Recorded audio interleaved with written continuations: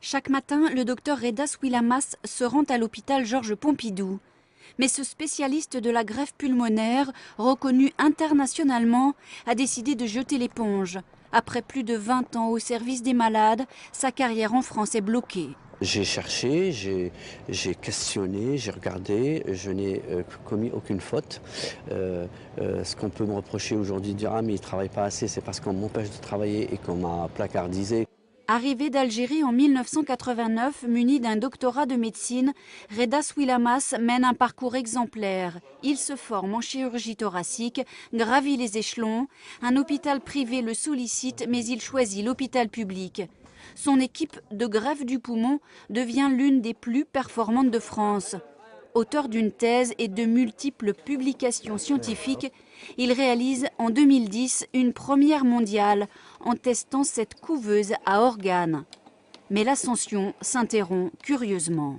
Si vous voulez, je commençais à avoir une stature de professeur pour pouvoir donc travailler, enseigner, faire de la recherche sans l'étiquette. Et quand vous faites ça, vous êtes très mal vu. C'est un système qui décide un jour de vous marginaliser parce que vous gênez d'une manière ou d'une autre. Vous vous gênez parce que vous êtes peut-être trop compétitif par rapport à la moyenne. L'assistance publique, son employeur, n'a pas voulu répondre à nos questions.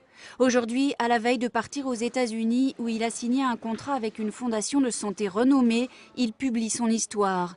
Une histoire faite d'excellence, mais aussi de brimades et de discrimination. Je ne suis pas dans les plannings, par exemple, alors que c'est une obligation, d'après ce que je sais. J'ai demandé à réintégrer ma place dans la chirurgie pulmonaire, on me l'a refusé. Je voulais reprendre cette fameuse chirurgie ambulatoire qui faisait venir beaucoup de malades, ça nous faisait beaucoup de publicité, ça marchait très bien. C'est resté lettre morte. Je ne trouve rien d'autre que, comme m'a dit quelqu'un, mon ethnie. C'est mon point négatif. Et ce point négatif a fait basculer tout le reste. Un de ses collègues, lui-même professeur à l'hôpital, parle du docteur Swilamas comme d'un homme talentueux qui aurait dû accéder aux plus hautes responsabilités. Un homme à qui les Américains viennent de dérouler le tapis rouge.